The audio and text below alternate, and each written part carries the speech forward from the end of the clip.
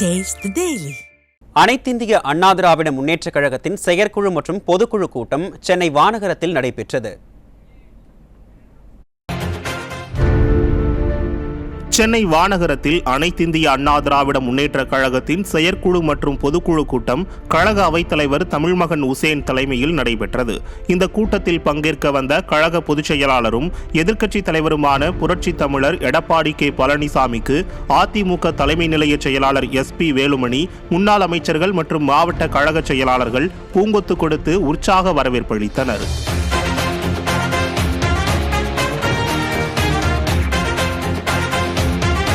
அரங்கிற்கு வருகை புரிந்த கழக பொதுச் செயலாளர் அங்கு அலங்கரித்து வைக்கப்பட்டிருந்த புரட்சி தலைவர் மற்றும் புரட்சி தலைவியின் திருவுருவப் படங்களுக்கு மலர் தூவி மரியாதை செலுத்தினார்.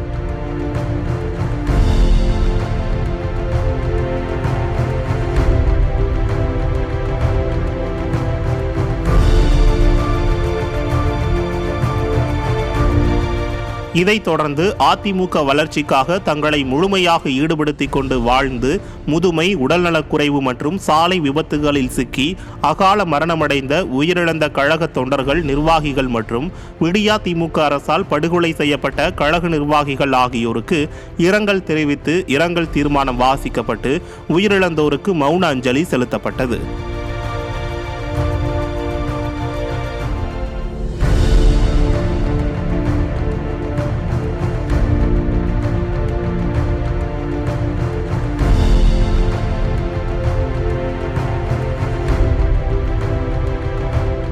இதைத் தொடர்ந்து கூட்டத்தில் மக்களை தொடர்ந்து வஞ்சித்து வரும் மக்கள் விரோத ஸ்டாலின் அரசை கண்டித்தும் மத்திய அரசுக்கு பல்வேறு கோரிக்கைகளை வலியுறுத்தியும் அதிமுக செயற்குழு மற்றும் பொதுக்குழு கூட்டத்தில் 16 தீர்மானங்கள் நிறைவேற்றப்பட்டது.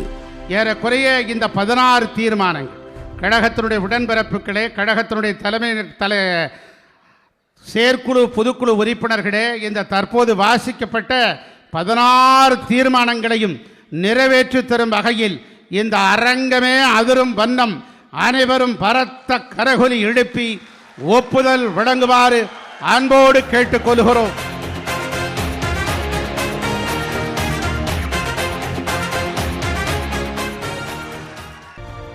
இதனைத் தொடர்ந்து கழக பொதுச் செயலாளர் எடப்பாடி கே பழனிசாமி, கழக தலைமை நிலைய செயலாளர் SP வேலுமணி, கழக துணை பொதுச் செயலாளர் நத்தம் ரா விஸ்வநாதன், கழக நாடாளுமன்ற உறுப்பினர் CV சண்முகம், முன்னாள் அமைச்சர்கள் KP முனுசாமி, ஜெயக்குமார், RB உதயகுமார், ப வளர்மதி, C விஜயபாஸ்கர், கழக அவைத்தலைவர் தமிழ்மகன் உசேன், முன்னாள் அமைச்சர்கள் வைகை செல்வன், வரகூர் அருணாச்சலம் ஆகியோர் உரையாற்றினர்.